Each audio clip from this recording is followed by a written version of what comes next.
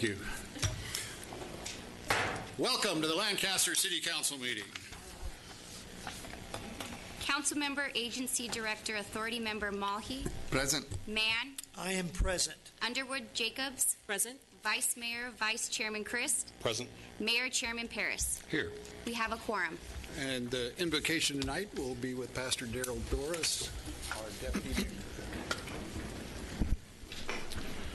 Father, we thank you right now. You said in your word to trust in the Lord with all thine heart, and lean not to thy own understanding, and in all thy ways acknowledge you, and you shall direct our path. We pray right now, God, that you continue to direct our mayor, our vice mayor, our city council, our leadership in the right path to take. We thank you right now, God, for your blessings and your favor in this city. We pray right now that you continue to cover us with your grace. We ask all these things with your blessings in Jesus' name. Amen. Thank you. Sure. Please rise. Place your hand over your heart and repeat with me. I pledge allegiance to the flag of the United States of America and to the republic for which it stands, one nation, under God, indivisible, with liberty and justice for all. Thank you.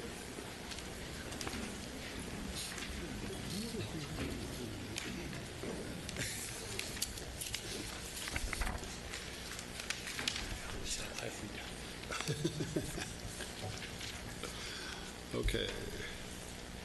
We have a presentation tonight from the AVTA.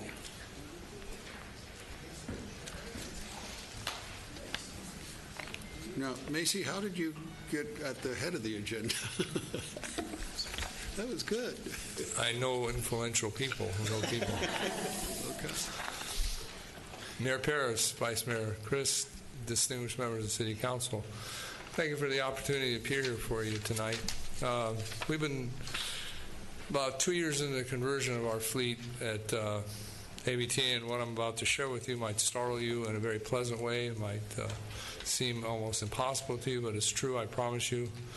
And I think it's time that we acknowledge the vision of Mayor Paris in bringing BYD here and making this bold decision, and Mayor Chris and his efforts in bringing AVTA into this age. And I hope that you'll agree with me that some of these early indicators are pretty remarkable.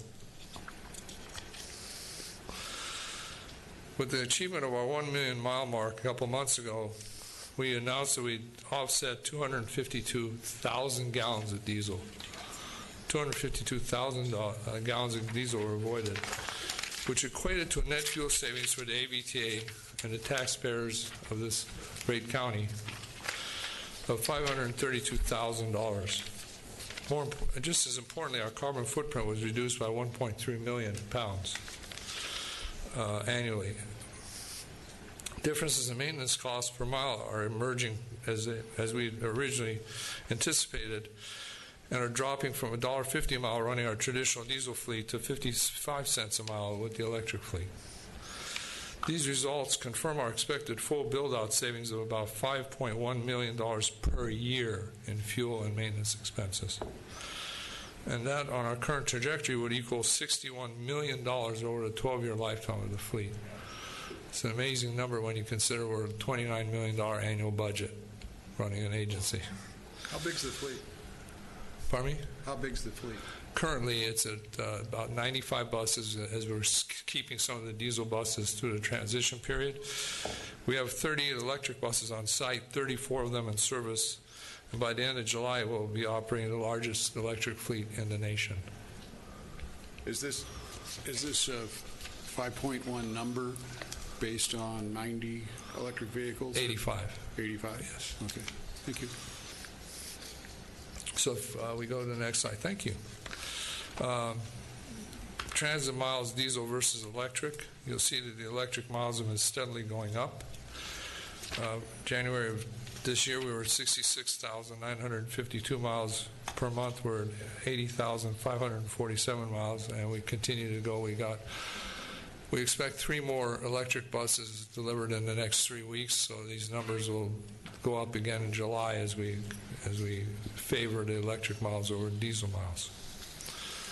On the next slide, you'll see a comparison of our 40-foot and 60-foot electric fleet versus our transit diesel fleet and our commuter diesel fleet. And you'll see where we're coming up with our $1.50 versus 55-cent comparison. You can see how much it costs to operate a typical commuter diesel and transit diesel fleet at $1.48 and $1.37 respectively, versus our 40-foot transit fleet at 36 cents, our 60-foot electric fleet at 42 cents. We're also hoping that by August we'll have our first 4 or 5 commuter coaches that will start running down to LA and again cumulatively add to the savings that we're projecting right here. On the next slide, you'll see the fuel reduction, which is only right now only calculated on our local fleet, as we don't have our commuter buses yet. And even at that, you'll see our electricity rates, our electricity consumption versus our diesel fuel.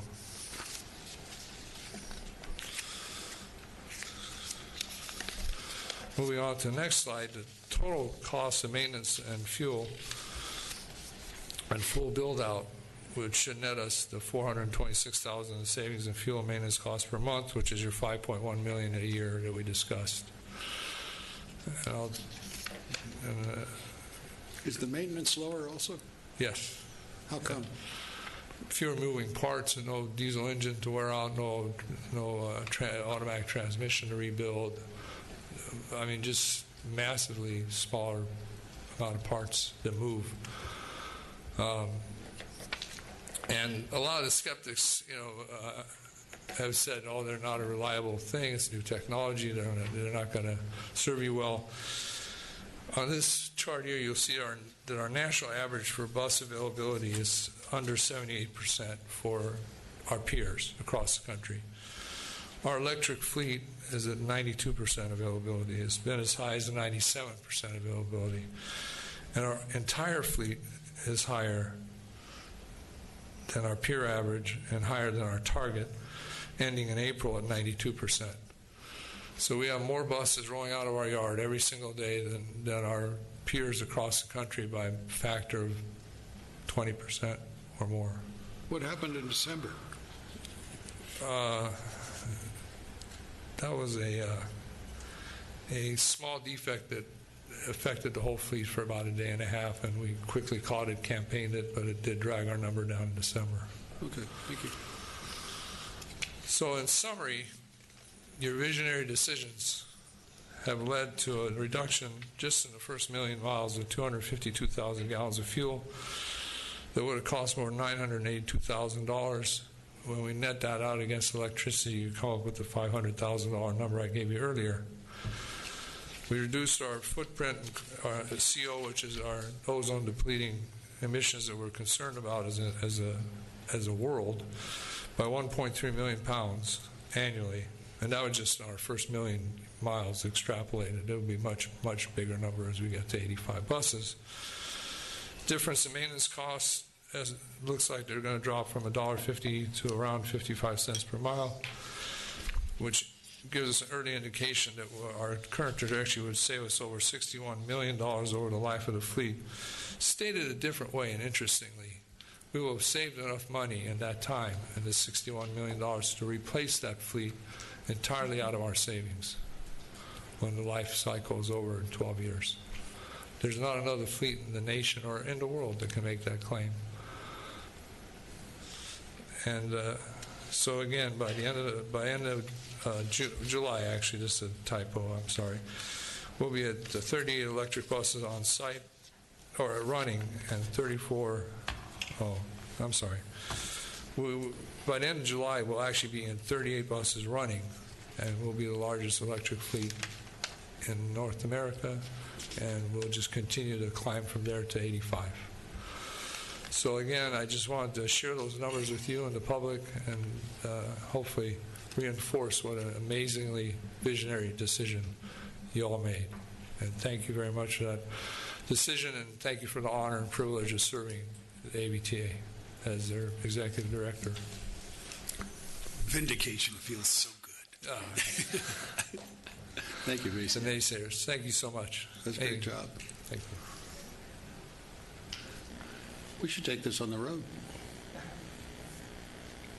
I think BYD already did. The it's more meaningful if it comes from us than it comes from the company making the buses. And there's no reason why all 5 of us couldn't be scheduled to do this. And the reason we want to do that is because the more buses built, the more our people work, the more good things happen to all of us. So let's first of all see who's willing to do it. I'm assuming everybody is. Sure. And then let's make that a priority. All right? I have a comment on transportation.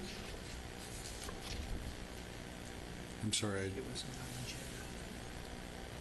Where did that come? I have a card in to speak on transportation.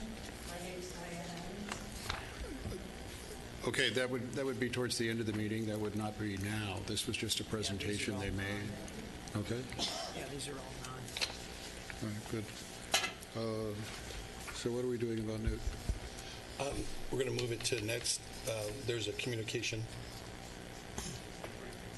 error.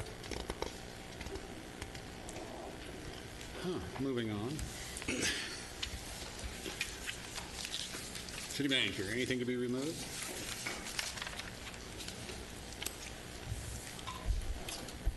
Nothing to be removed.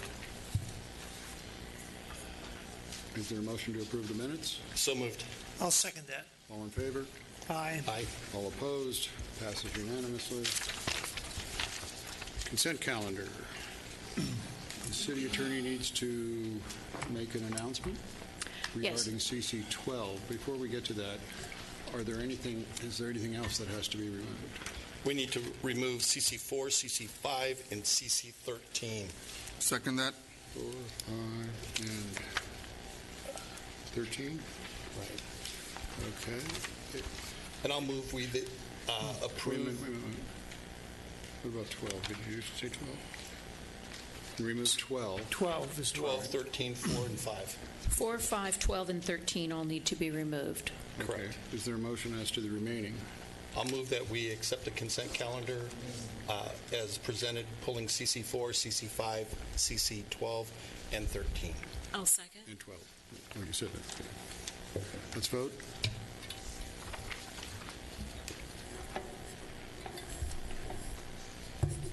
And it passes unanimously. Okay, let's deal with 12 first. Okay, with regard to CC 12, we have 3 members of the council who are conflicted due to the proximity of property they own. We'll need you to each state your conflict in a moment, and as a result of that conflict for 3 council members, we will have no quorum if we do not invoke what is commonly known as the rule of necessity. So once you have stated your respective conflicts, we will have you draw straws. The short straw will get to vote on this item, and any future actions on this item will also have that same makeup of the council, with the short straw drawer being eligible to vote. So if you would each state your conflicts with regard to CC 12, we will then be able to draw straws. And So City Clerk is ready with the straws. So, Mayor, if you would like me to go first, it's my understanding, because of the road work possibly would impact Avenue I, there is a franchise Denny's restaurant located just short of the intersection there. I work as a consultant for the Denny's Corporation, so I guess possibly there could be a conflict indirectly. So I'll recuse myself because of that. Not because I own property. I own My property apologies. on Lancaster Boulevard. Right. And what did I do? You own property in the proximity of where the work's going to be done. Okay. So the acting city, or excuse me, assistant city clerk is going to come by. If you'll each pull a straw, short straw will vote. This is like when you get thrown off the lifeboat, right? Yes, short straw gets to vote. You're gone.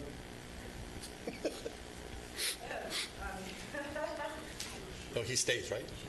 Oh, I get to stay. Okay.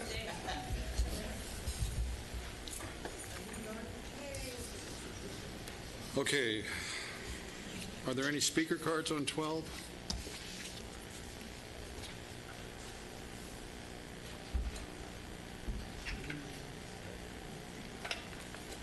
I don't see any. I don't see anyone waving their hands. So. Okay. So is there a motion? There is a motion to adopt project number 19-001, also known as CC12. Let's second that. Let's vote. And it passes unanimously with 2 abstentions. So- Right? Well, not here. Correct, with Right. Councilmembers Christ and Mann recusing. Okay, good.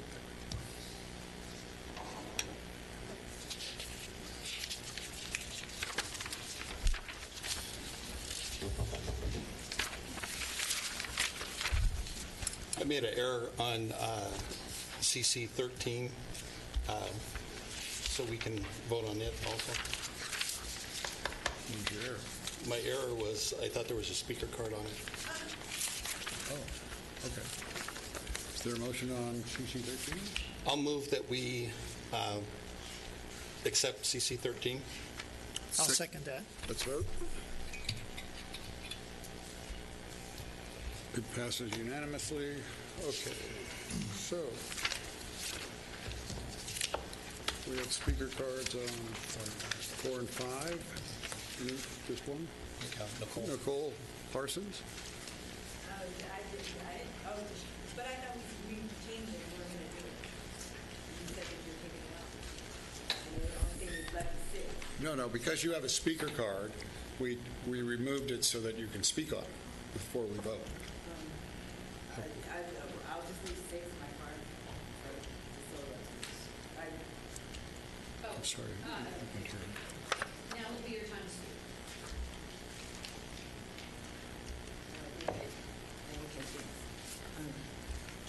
Okay, thanks. I don't think, I think you guys, our time ran out with Mervyn's and the development of Mervyn Center, and I don't know how, like, unless you're going to buy the property from me, and then, like, Mr. Cottle, and do you have, like, authority of, like, what? And, like, you're negotiating real estate. It's okay if you guys have, like, 20th to 40th, and then, but we still take, like, up to 60th, and then that's all. The 1569 address property, and besides, unless the city wanted to invest into the new project from the U.S. Forest Service is right there with 15th West and 14th West. Besides, I don't know if you're gonna. I mean, if you would like to. I mean, basically, we all. I'm not sure what property because your map is like wrong on 15. So what exact property other than my property right there and that it looks like right here. And there's one more thing. The construction and the fleet management. Good job because there's nothing. Only burning water, poisoning water, heating up water, and congealing water is the only thing that's. Is bad for climate change, and the other stuff, and taking out the metals like the lead and the metals, and maybe the mercury, and so that the freeway is not really the good reason to do that construction project. However, we're doing the aerospace project, and it goes into the U.S. Forest Service project, and there's still AB 32, which was the landmark legislation, and it sort of just changed numbers right now. And I just ask you, there's all drawings and drafts, and we were talking about jobs, and it's all like factories and stuff, and all drafts and stuff. Okay. So what do you feel about the tariffs? There's a dissertation about the whole thing, and being our brother's keeper, and so that's like a lesson. And then in the new way of thinking, I guess, about it is being how well we care for ourselves and others. And that would just be the vector. And for you, Mr. Chris, I would not vote for you, and I hope you don't run for mayor of our city, because I don't. I don't think you're good for us, our people. I mean, maybe for the money part, because you guys are maybe saving money, yes. In 20 years, we do his plan and like the electrical plan, and then we'll have enough money again, like the Mervyns, to purchase and buy and maintain those 20,000 homes. So we just work on the energy generation right now. And you, if it's okay, if the people, you guys pay for energy and we'll pay for the city projects, city maintenance. Thank you, Nicole. Motion to approve CC4 and CC5. Second that. Let's vote.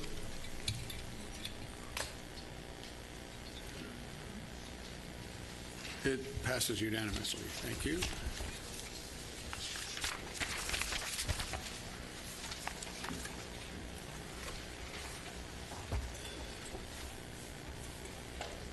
JCP1, do we have anything? We have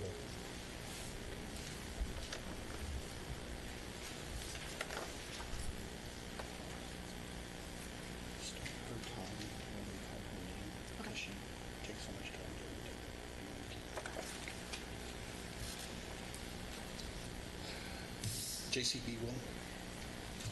Nicole again? Okay, JCP1.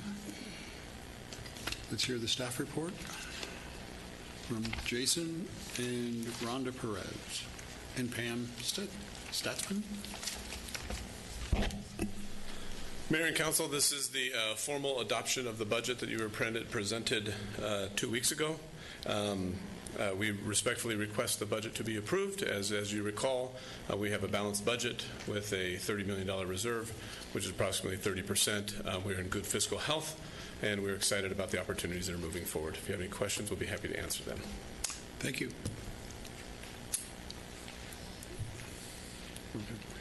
Nicole Parsons. Okay.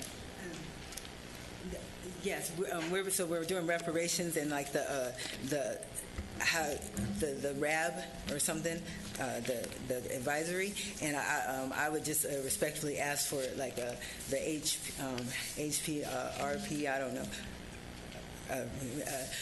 RA for the amount in the Economic Development Fund. It begins with a 7 and some 6 numbers. And is that number for you a million, billion, trillion?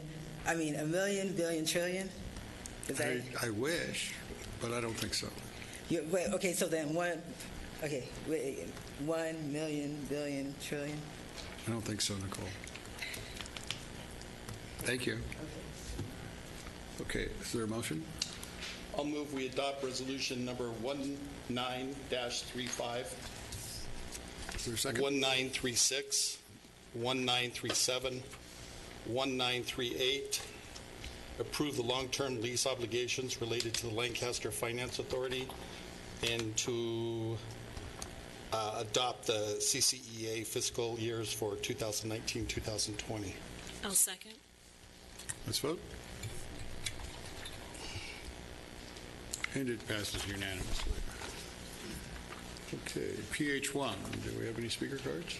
No speaker cards. Need to open public. Public hearing is now open.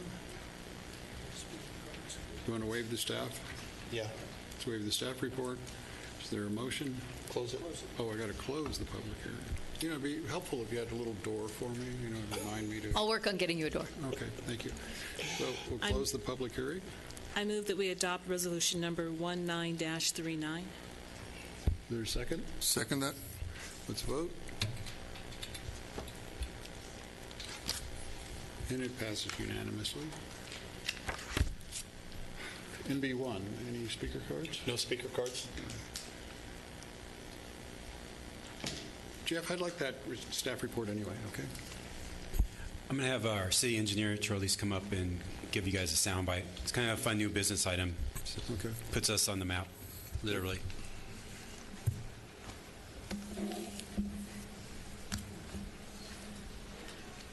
You guys ready? Good evening, Mayor, Vice Mayor, members of the council. I'm Charlize Niebla, city engineer. So a quick overview of what U.S. Bicycle Route 85 is. I'm going to discuss what it is, how it gets designated, and why the city should support the designation. So U.S. Bike Route 85 is a bike route that actually, the proposed route starts near Tecate, Mexico, and actually terminates in Lone Pine.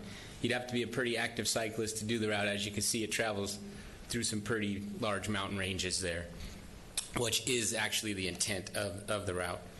So in Lancaster, it actually enters through Rancho Vista Boulevard, heads north on 50th Street west, then at Avenue L, heads to the west out to 90th, utilizing our newer bike path that was just built by, that S-Power was conditioned to build between 70th and 90th Street West.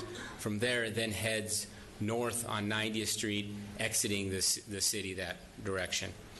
So if you want to use an analogy, this route will be to adventure cyclists as the Pacific Crest Trail is to avid hikers.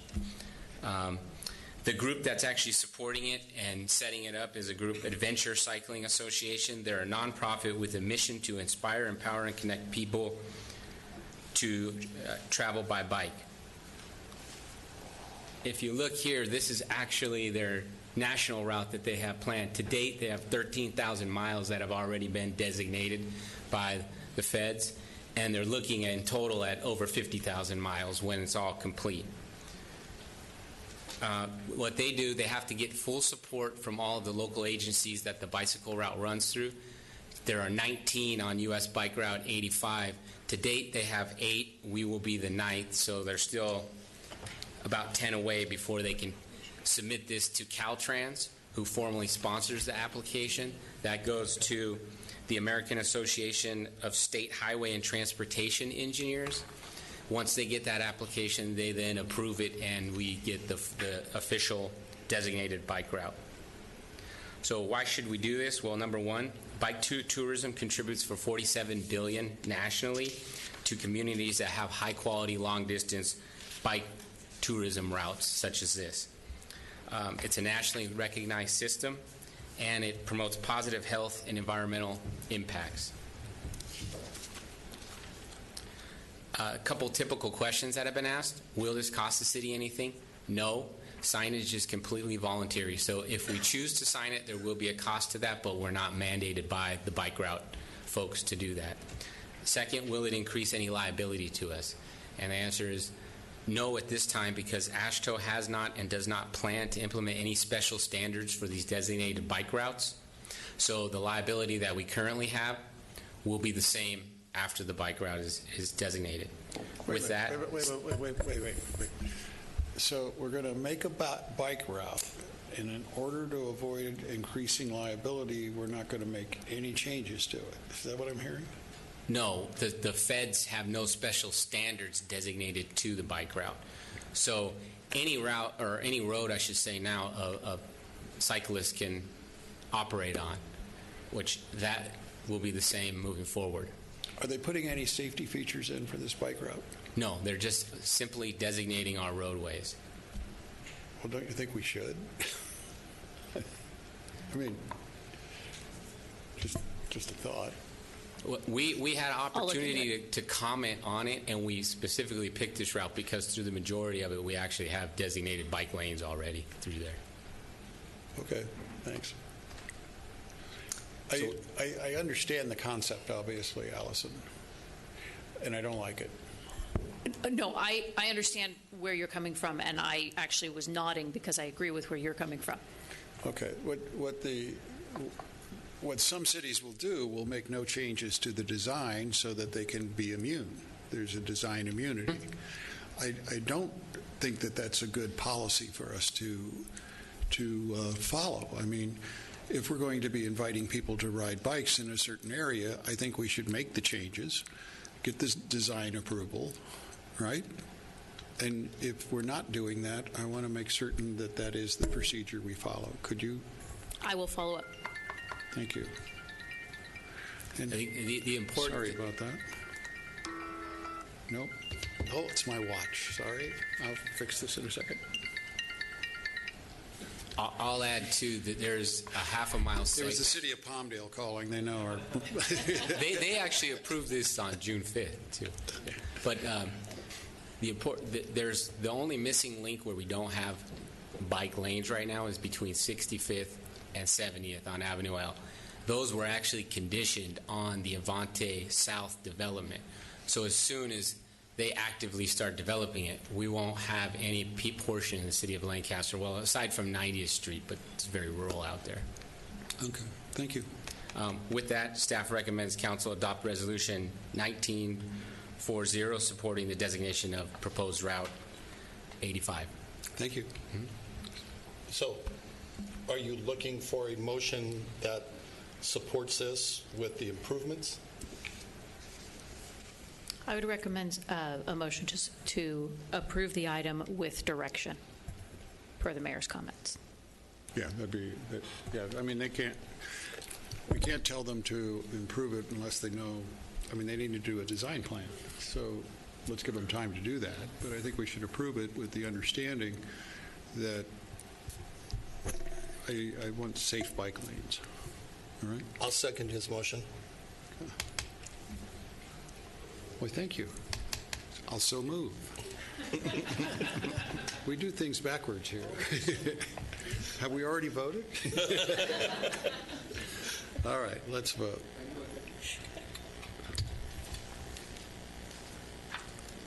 It passes unanimously. Thank you.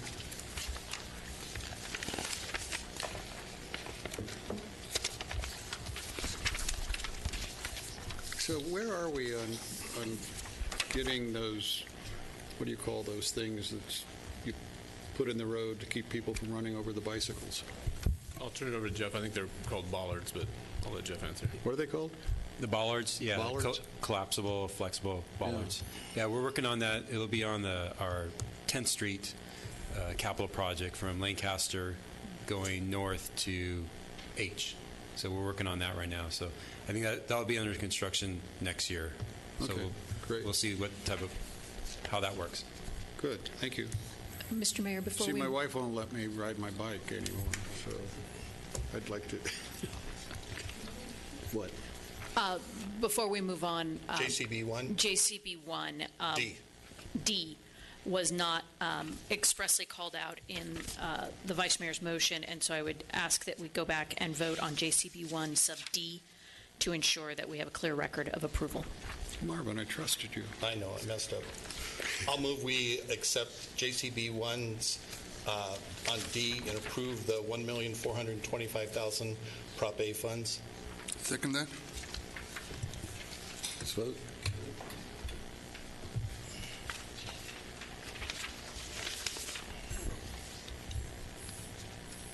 It's unanimous. Thank It's you. unanimous. Thank you. NB2. We have the speaker card. So, Shannon?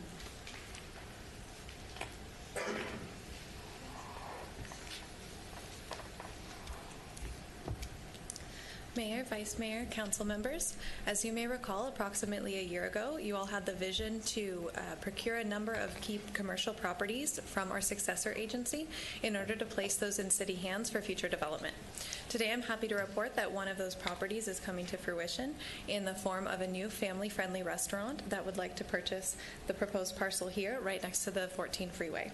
This is an 11.4-acre parcel. The offer is for full appraised value of the property, which is $2.10 per square foot, which does represent an increase over the amount that the city paid for the property. In addition, we'll be getting a family-friendly restaurant that was identified as an ideal match through our retail coach efforts, which has analyzed our demographics to identify what would be most successful here in our market. They will be using 2.5 acres of the property to build the restaurant, and the rest will be developed over time. I'm available for any questions. What are the cross streets? This is Avenue K8 and 15th Street West, so this is the Sunset Ridge Apartments, and then on the other side is the Lancaster Auto Mall of the freeway. It was very important to them to have freeway visibility, and there are limited properties available that are vacant with freeway visibility. So they were very excited to find this parcel. Okay, thank you. Nicole Parsons? You off? No, you know, I still don't know exactly where that is unless it's next to AMPM, the small parcel, or the one that we were doing. They were doing the service section, the Toyota, the one that's right there now, the little pop up. I can't. Is it next? Yes, it's located immediately north of Toyota's parcel. Is across the freeway or on AM/PM side of the freeway? It is on the west side of the freeway, which would be on the other side as AMPM. Toyota has a dealership on one side, which is the auto mall. On the other side, they actually bought what was the remainder of this parcel for excess vehicle storage. So it is right next to that. Okay, to me, it doesn't sound like, thank you for your explanation. It says between the 15 and the freeway, and that isn't, so maybe that's where I'm misunderstanding. Okay, so I guess it's still what we were saying about, Jason, however,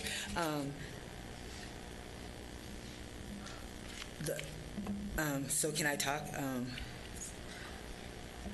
I would like to arrange a walkthrough, like maybe with the executives, and for our trail and the project of the Forest Service, and then have like entertainment and service like walkthrough. And yes, any trail should be safe. And there's some places in our conservancy that is, even like I can fall, and it's just not safe. It's not, and that's a big portion.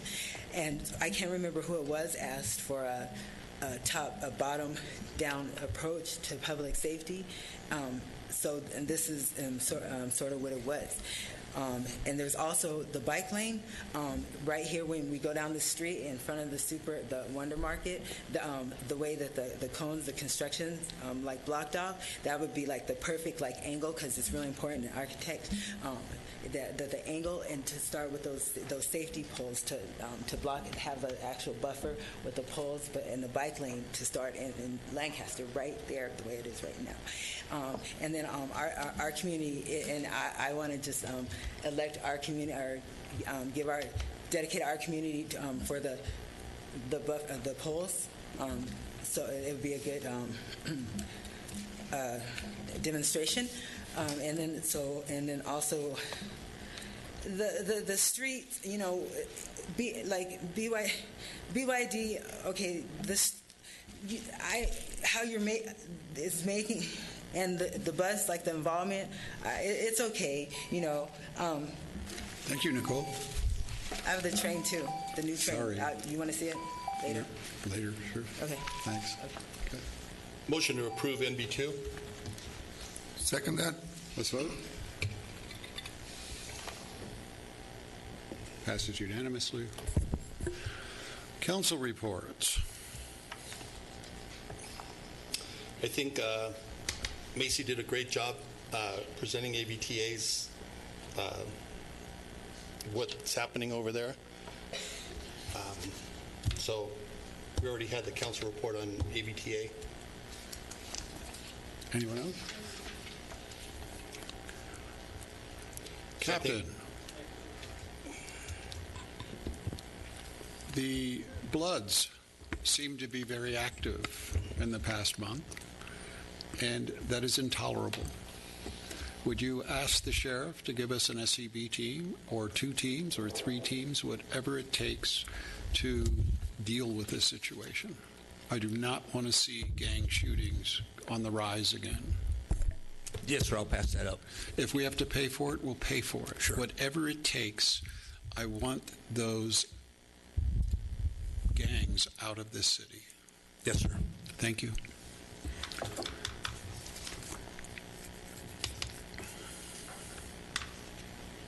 Did I do okay with that, Darryl? Yes, you did. Thank you. I never know when you're going to be mad at me, No. Nobody moves up here to have gangs, man. Okay. All right. Housing Authority, no action. Financing Authority, no action. Power Authority, no action. Successor Agency, no action required.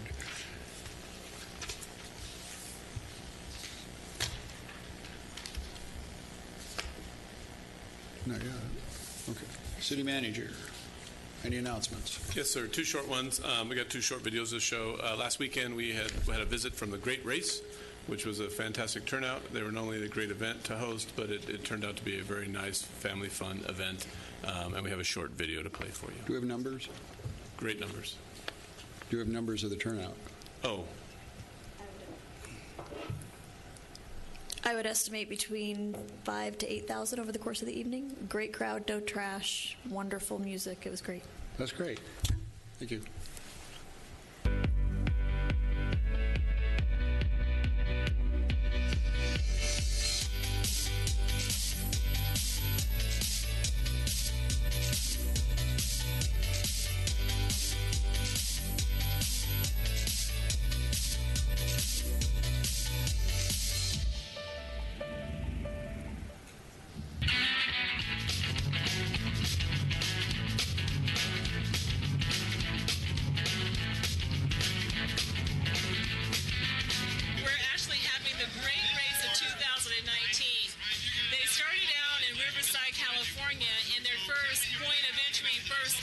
overnight is here in the city of Lancaster, right here on Lancaster Boulevard. Amazing. I hope that when they arrive and they see this beautiful boulevard and everything that's been put into it to make sure that it's community friendly, I hope that they remember us and the cars that they're driving actually kind of embody what it is that we're trying to represent here on the boulevard. Diversity, inclusion. I love this city. I was just told a few minutes ago that we did this 25 years ago. Now, obviously, we didn't have Destination Lancaster then. What a great thing for us to bring back to Lancaster. Well, I know with all the people that are involved with the race, we're going to fill all the hotels up tonight. All the elements coming together.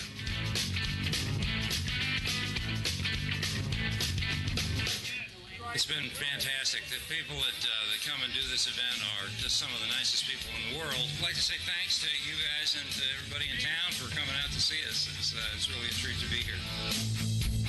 This is brilliant. The way the people turn out, that's fantastic. These guys are just a credit to come out and support this type of rally. We're looking forward to it. We have great receptions all along the way, and Lancaster has really rolled it out for us. This is the first time on the West Coast. We've never been out this way before. It's starting to grow on me, especially like the warm weather. We ran into some wind, and quite frankly, this 90-year-old car had to work pretty hard to get over Cajon Pass, but we made it. And one of the things in the Great Race, if you finish, you've won. It was a challenge, but it's supposed to be a challenge.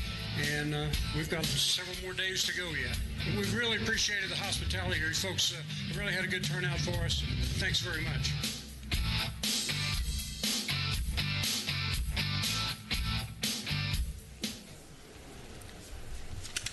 That was terrific.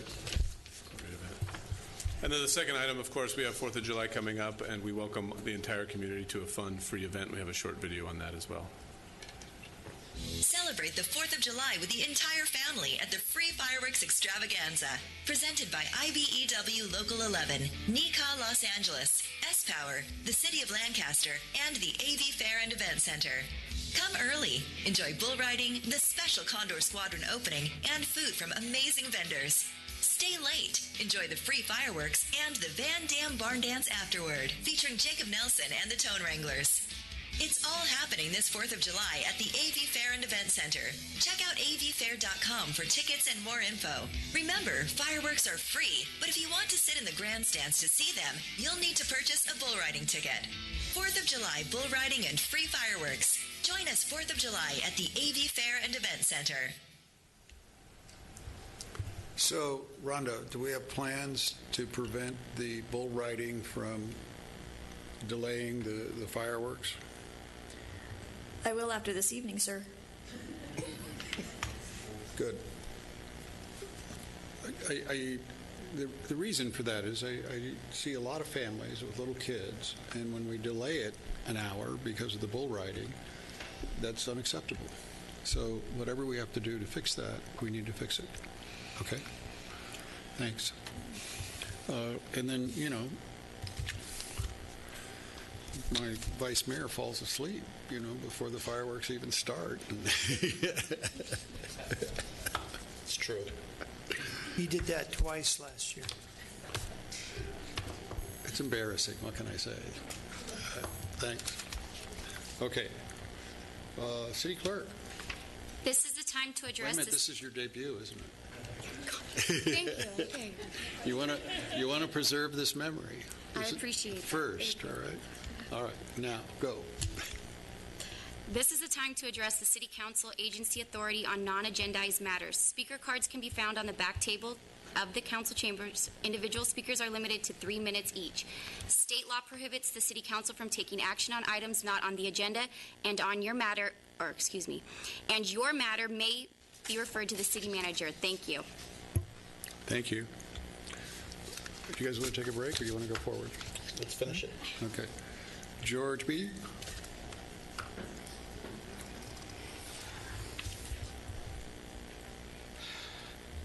Mayor Paris, Vice Mayor Chris, council members, ladies and gentlemen, I want to thank the city for the dumpster that you provided for me at that residence.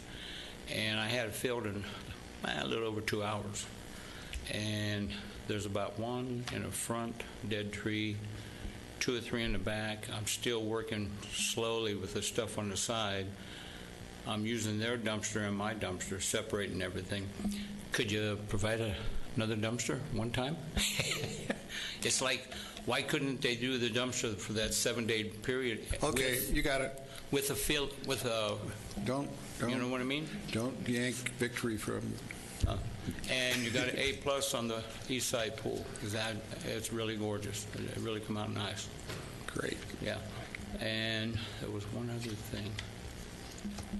Is there any way we could get in touch with that LA County Fire Department dispatcher, the city, to find out how she's doing? Do you know who I'm talking about? I don't, but I'll come after. Okay. Yeah, because I'm still concerned, about her too. Okay. Her taking that thing seriously. What happened to her? So, good job. Thank you. Thank you. Tom Schaffner. Good evening. Thanks for giving me the opportunity to speak. I just wanted to get something across. I've been really working on a public safety and quality of life issue on 30th West and Avenue L, where there's a 2020 hookah lounge and a fast food restaurant. And every Friday and Saturday for the last 2 months, there's been huge parties, over 100-plus people, over 75 cars we counted last time we went out there. Anyway, I've been calling the business owners that are open late. The hookah lounge is open till 4 a.m., and it seems to really be their crowd that's being drawn there. In the past, this is several years back. Go ahead. Excuse me? Okay, I don't think your mic's on. Oh, I'm sorry. I don't understand the specifics of what you're talking about. Okay, so the specifics are several years ago, I had my home broken into by an individual that was a patron there. He was on drugs, and I had to physically fight him in my kitchen at 4 a.m., and it left me quite traumatized. We've had gunshots there. My neighbors came out after the gunshots, and they were racing through the streets after each other, originated from that hookah lounge. It closed down for a while. I actually talked to Mark Bozigian at the time and Lee DeRico, and they were very helpful. The place closed down. It's open again. Which corner? 30th Street West and Avenue L, the 2020 hookah lounge. I've since contacted public safety, and they got deputies to come out there on a fairly regular basis, but there's only so much they can do for a nuisance like that compared to some of the larger issues. That's why I'm here. They have done a good job on several occasions, but it still continues. I was there Friday night at 3:15. Drugs were being exchanged. I walk out there to my,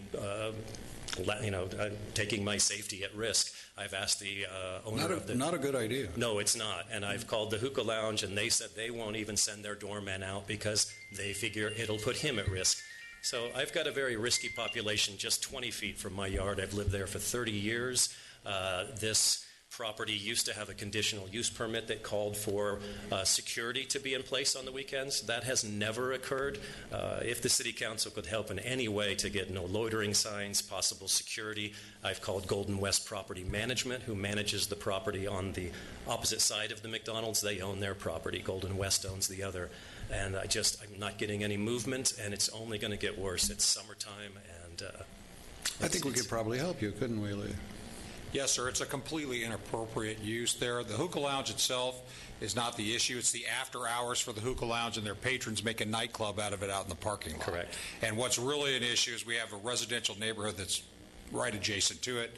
So part of their original CUP was they could not have that kind of condition going on there because of the residential neighborhood.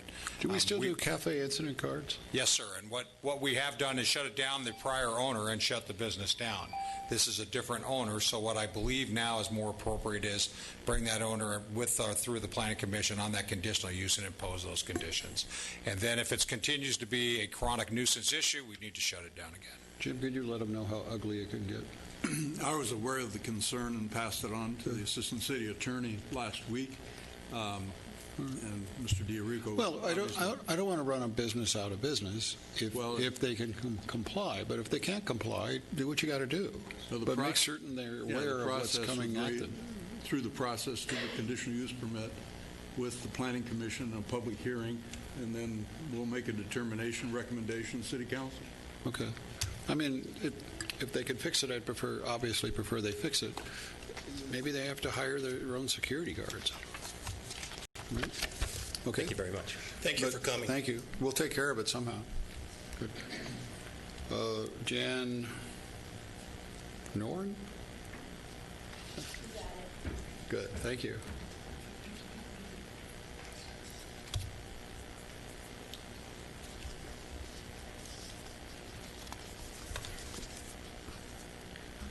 Well, good afternoon. This is such a privilege to be here. I've never been here before. Thank you for coming. So my name is Jan Norn, and I have been a resident of East Lancaster for the past 25 years. And I confess I have never attended a city council meeting. I'm here to talk about this fireworks debacle that is plaguing the Antelope Valley. There is a law, folks, 12500-07. This is a California state law. The law states that fireworks are not to be sold prior to June 28th or after July the 6th. The law states that it is a misdemeanor to use fireworks if you are not licensed to do so, and that possession of, we'll call them dangerous fireworks, is punishable by a fine of $500 to $1,000 and or 1 year in jail. They go into great detail as to what safe and sane fireworks are. What has been going off in my neighborhood since June 10th are not, I repeat, not safe and sane fireworks. These explosions are huge. They sound like a bomb and mixed in with the sound of bullets, and I can differentiate. I guess they have figured out that bullets are cheaper than these giant fireworks. Has anyone considered the effect this might have on our returning vets suffering with PTSD? Has anyone considered the effect it has on our pets? I have to drug my little rescue dog every night anticipating that a barrage of loud sounds will be forthcoming. Has anyone considered the effect that this has on our children and our grandchildren? And lastly, has anyone considered the effect that these bombs will ultimately have on the hearing of those who are doing this? I am told these people have the freedom to break an established law. However, their rights end where mine begin. A law that is not enforced is not a law. It's a joke.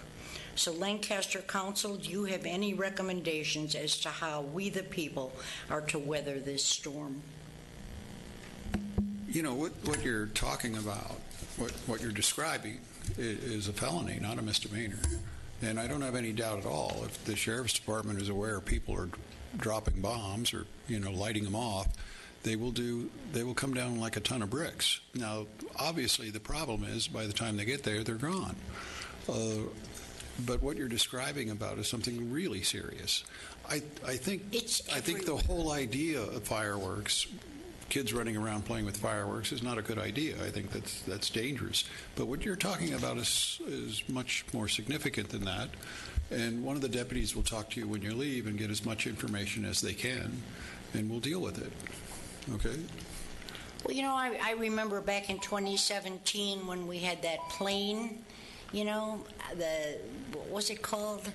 Anyway, it was to make us safe, and I don't know where that plane went, but it could fly over and it could designate, you can see buses going off, okay? And then we would have the addresses, because I am not walking in East Lancaster at night writing down an address of somebody who probably has a gun, okay? Within a very short period of time, when a gunshot goes off, anything of that nature goes off, we'll be able to pinpoint it within seconds, and deputies will respond.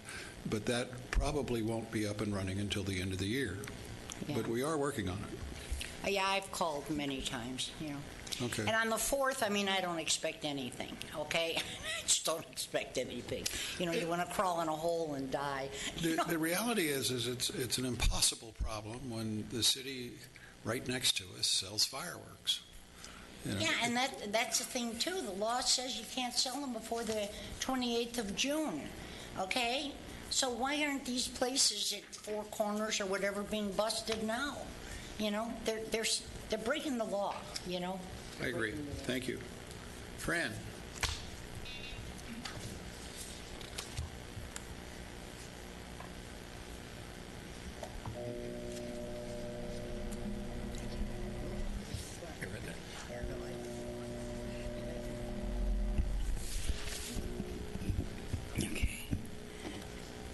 Good evening, Mayor Paris, Vice Mayor Chris, and council members, and staff, and ladies and gentlemen. My name is Fran Sarasaris, and I'm here to say thank you to ABTA for the senior center, for the bench that they provided for us so that we can have a place or access to drop us off and pick us up.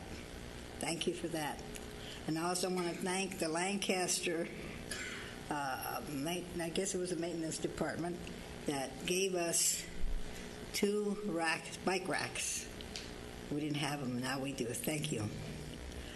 I also want to thank you, and I've been going on Thursday evening with the girls night out, to the boulevard after the farmers market to the music. That's fantastic. It's been very fantastic. Thank you. And also I want to wish everyone a very happy and safe 4th of July. But I have one stinker of a complaint. And I think the reason I thought of it is because you mentioned the rodeo. Last year, a girlfriend and I went to the rodeo, but I don't even know what you call those things that people smoke. It's not cigarettes, but they smoke and it throws off a lot of smoke and it smells awful. What's that?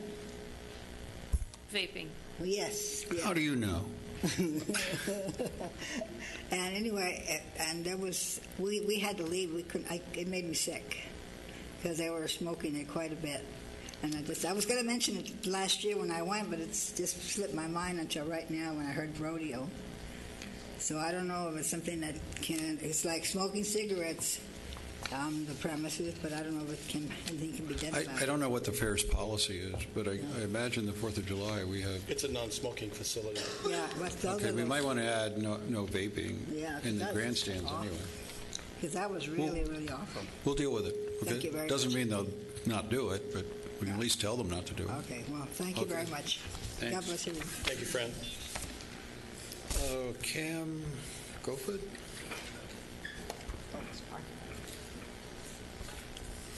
There was a lady that wanted to speak on transportation. I don't have the card. We'd have somebody go talk to her.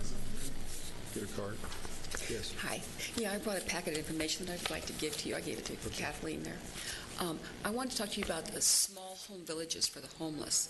And the beginning article on there, I received that link from Governor Newsom's office. I wrote to him about this, and he sent me this link. This is a link to a company in Berkeley that is building these small home villages for the homeless all over the state, and they're being built all over the whole country. I sent you another article there with about with 10 different places, examples of 10 different places all over the country that they're building these.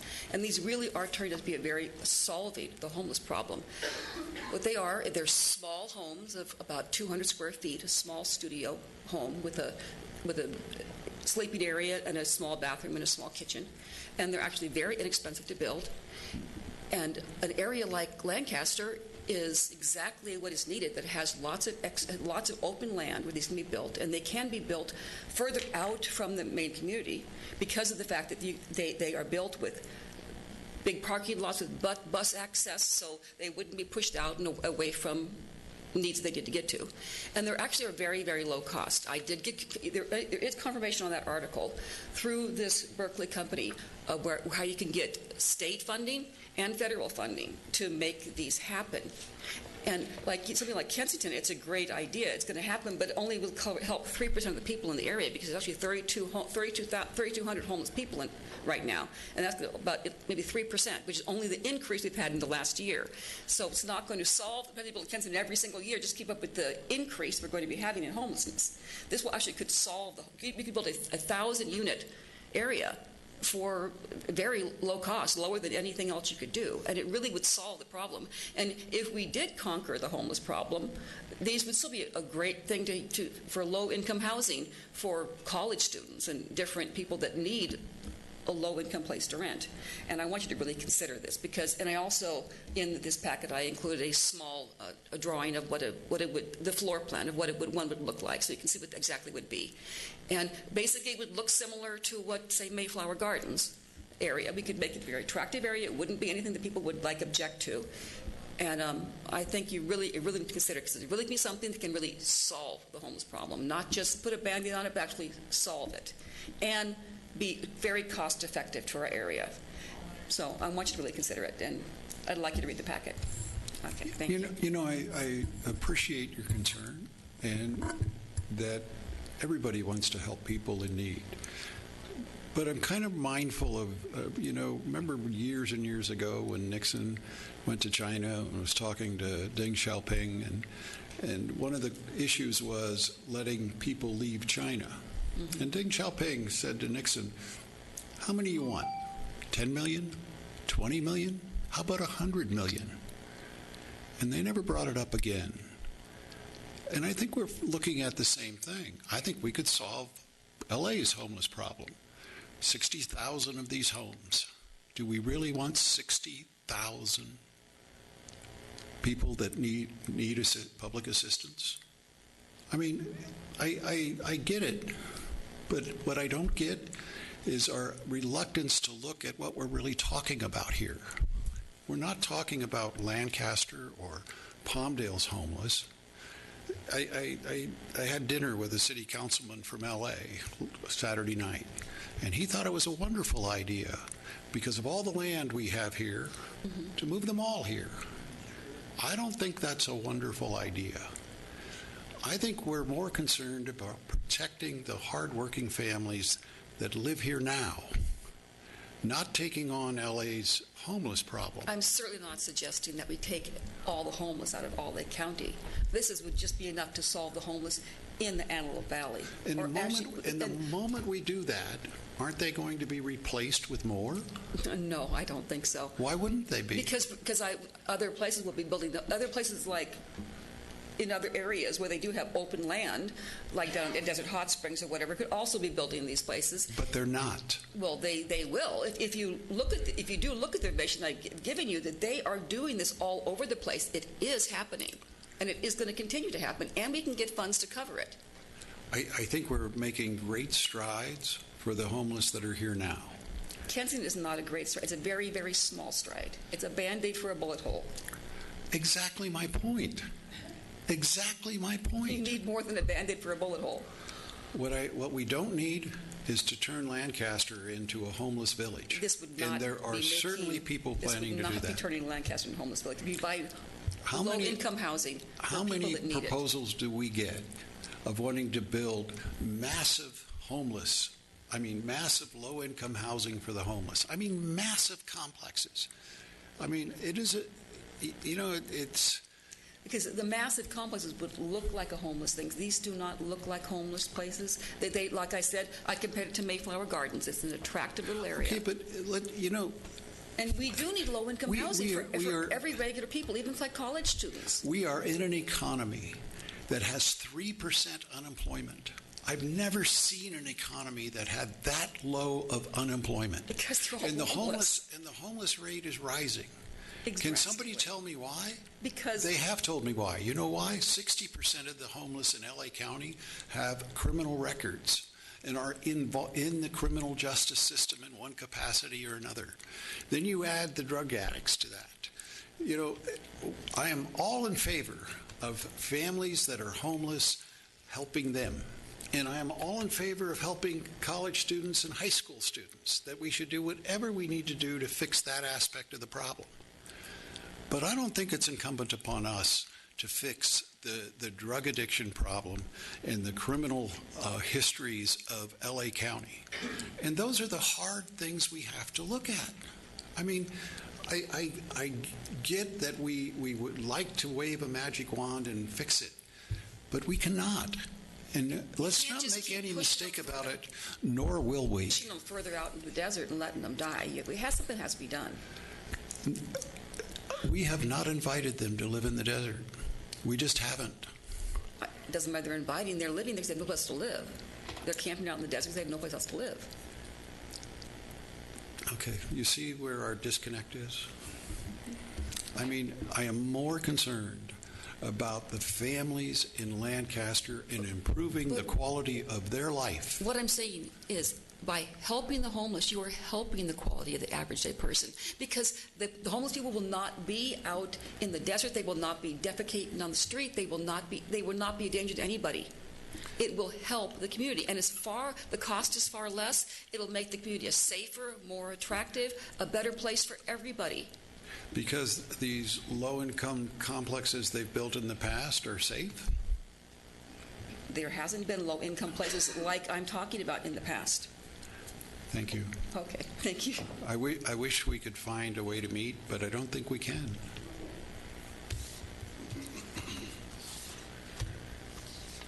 Diane Adams?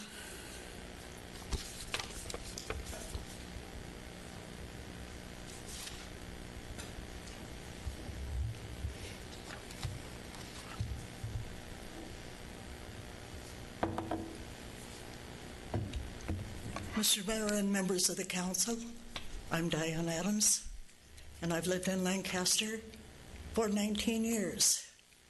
Major adjustment from moving from down below, as you folks call it. But I'm happy to say I love it here. And that's why I'm here to speak to you tonight, because I'm very unhappy with what's going on the medical pathway over on 15th Street West. I live at Aurora Village, the senior housing complex, and I'm here tonight because I promised my neighbors and my friends that I would do my best to find out what in the world ever happened to the $15 million grant that was to be used for street improvements on 15th Street West, called the Medical Main Street. I had written a letter many years ago now, February 2016, with a suggestion that parts of those funds could be used for a crosswalk for the safety and well-being of Aurora Village's seniors, the elderly, and the disabled, and our sister building, Aurora Village 2, that has a pathway in order to reach 15th Street, and the all-age project that is also next door to us. A total of 424 people, and we don't have a safe way to get across the street to visit Del Taco, the Rib Rack, the Rustin House, a new restaurant called Country Chicken, the Barber and Beauty Shop, 2 new Christian churches, and miscellaneous other businesses. We've had many accidents. We've lost 3 residents. That isn't right. That isn't fair.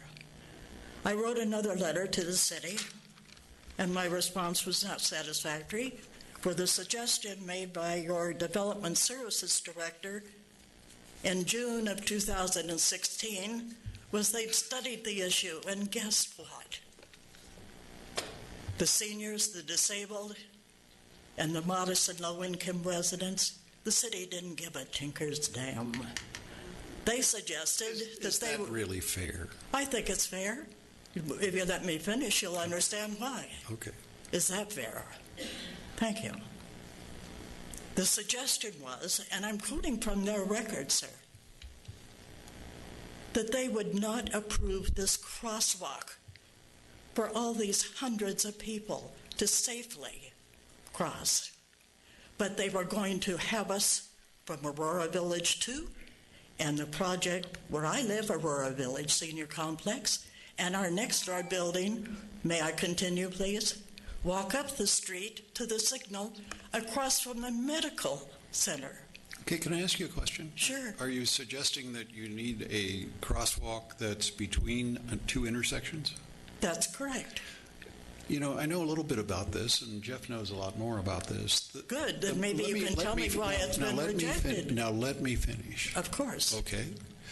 There is no more dangerous thing you can do in road design than to put a crosswalk between two intersections. In fact, in order for them to do it, it has to be approved by this council. They can't just design it and do it. It's an extremely dangerous condition that you create when you do that. And as difficult as it may be to have people go up to the intersection, we're going to lose a lot more if we don't. And when you think about it, you have people driving down the street, not expecting any reason at all to have to stop in the middle of the street, and they miss it.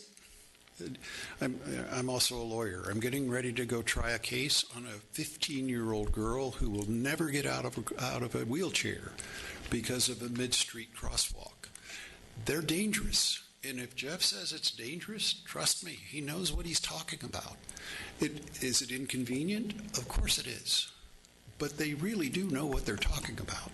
Look, may I continue, sir? No, your time's up, but I'll give you... Really? Take another 30 seconds, and then we're done. Thank you. Appreciate it. I'm talking about two signals that could be synchronized so that there would be a time span that would allow the people with the appropriate signage and crosswalks to pass over the street in a more reasonable way.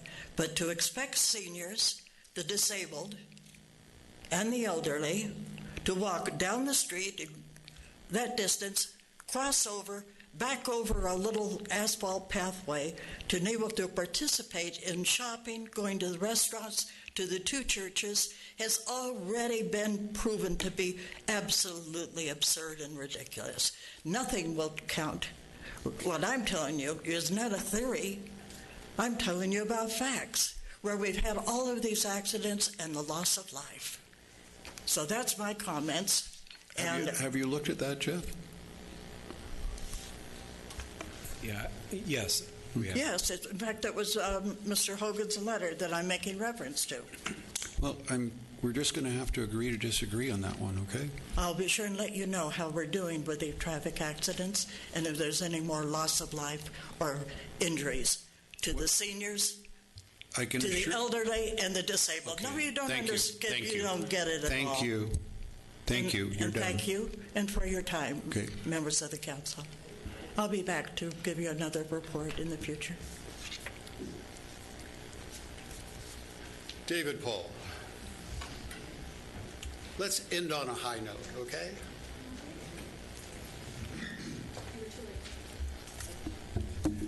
Mr. Mayor, Vice Mayor, and Council, good evening. You know, I just first wanted to say I feel for that woman with the fireworks. I lived in a place 25 years ago where a guy used to go off with mortars and shoot them in the air, setting off every car alarm in the, area. And I tracked him down, and the point was that if I wasn't ready to deal with him myself, there's nothing you could do, and I feel bad. The first thing I thought about was, for Councilman Mann, you might want to not follow Angela in a video ever again, because that was absolutely beautiful. I felt the love, your love for the city. I mean, that was just glowing. Thank you so much, Angela. I really loved that. David, I actually had to do that twice that night. And she was the same inspiration the first time she spoke. So I'm just the feller. That was glowing. Thank you. Thank you for that compliment too, David. I want to talk a little bit about our homeless situation. The commission that I go to that's for Spa 1 for the county. They had the presenters that came for the criminal justice, and you were there the other day. They brought up this new guy, problem solver. They added him in here. They didn't tell us about that at the meeting. And so we have this commission, this subcommittee on problem solving, and it's a mess. Sometimes, it's very hard to solve these problems. But one of the things I thought about while we were looking at all these things, the NB2, there is, I remember from another meeting, there's freeway improvements. They're going to do the ramps there. And I would hope those constructions wouldn't be in coordination, because that would make it much more of a problem getting around. The buses, that was great, Mayor. And you know what? Isn't it funny? Because it's just common sense, isn't it? When you have some common sense, you're called a visionary. So I don't mind either way. I don't mind either way. I like visionary. Okay. Okay. We're doing great stuff there, and we're just going to continue to uphold our city. I love this city, and that's about all I have. Thank you, Jeff.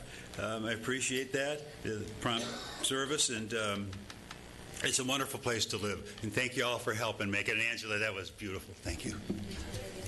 Thank you, David.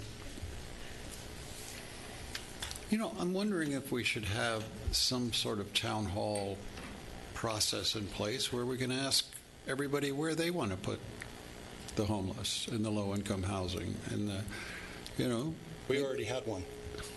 Yeah. Yeah, it was Proposition A. Yep.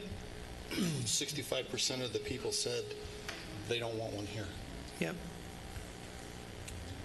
I think people are expecting too much from us in regards to that issue, because what they want is that they want it to just go away. What they don't want to do is, I'm positive what they don't want to do is create a village situation where it grows. Right. Yeah. Well, the lady that did speak, I don't think that she takes into consideration there has to be a sewer line brought to that location. There has to be water, means there has to be waste removal.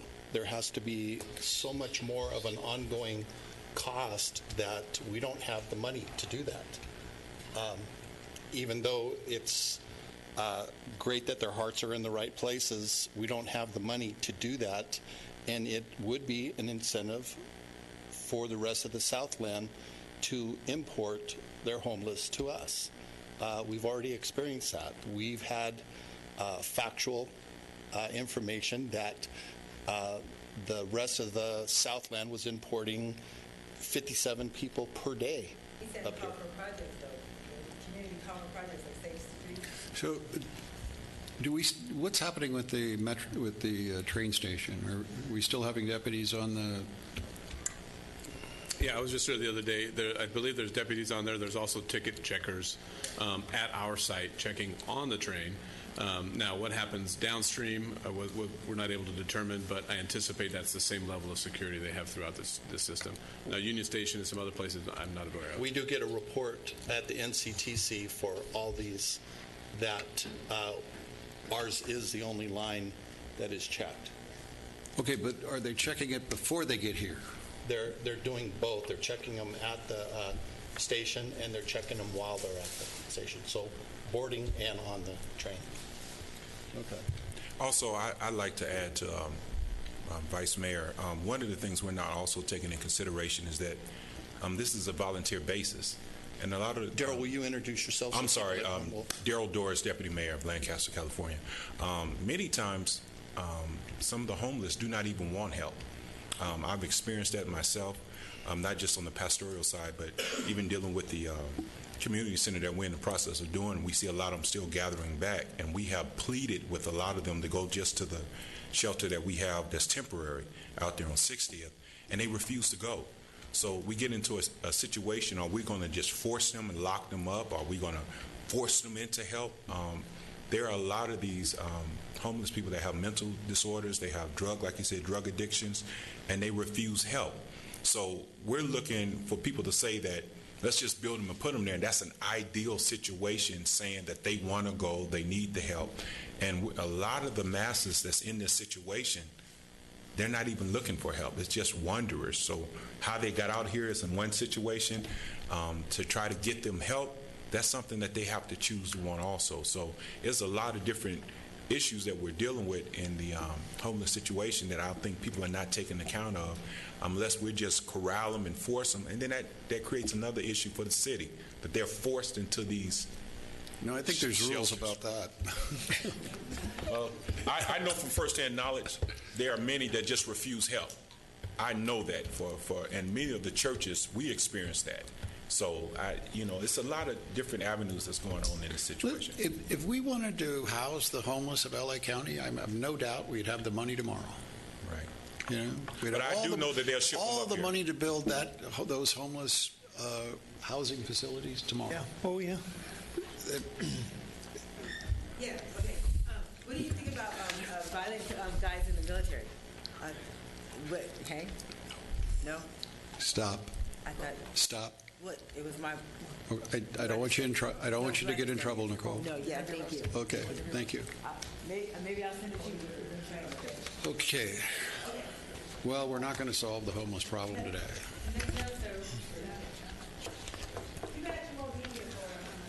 Good night, Nicole. Mayor. Oh, yeah. Donna, what do In we got? answer to your thought about a town hall or a community outreach meeting, I just wanted to let you know, a couple of weeks ago, our Homeless Impact Commission did a public workshop looking at where we've come so far with the commission, what's our next steps, what do we need to be looking at. Communication and educating the community is a huge piece that came up many times. Staff is working on putting together the notes and the thoughts to what our next steps will be, so they'll be presenting something soon. Thank you. You're welcome. Good. Mayor, before we conclude, I know we're getting ready to agenda council meeting tonight. I just wanted to point out that with the adoption of the consent calendar and the 1920 budget, I did not want to overlook specifically, because I think sometimes we miss this, is that tonight the council took action to really make a big impact on improvement of streets moving forward over the next 3 years. And I think that sometimes gets overlooked because people point out to the fact that they feel that maybe we haven't been aggressive enough with the streets. And I feel comfortable now that between the action that we took with the bond, the 1920 budget, and the consent calendar tonight, we're well on our way to get our streets taken care of. Thank you. Mm-hmm. Good job, Jeff. Okay. Anybody got anything else? City Council meeting will be adjourned in memory of Leroy Haley. Leroy Haley was a U.S. National Guard veteran and longtime Antelope Valley businessman. During Leroy's 53 years in the Valley, he was involved with his career, church, the community. He enjoyed community service, helping others, working in the Kiwanis Club, Chamber of Commerce, Antelope Valley Fair, and the list really would go on and on. I remember Leroy Haley when I was 18, and he was already active doing that stuff. Leroy Haley will be missed by his community, his friends, and his family. The next meeting is scheduled for Tuesday, July 9, 2019 at 5 p.m. Carol, my day is done and I'm coming home.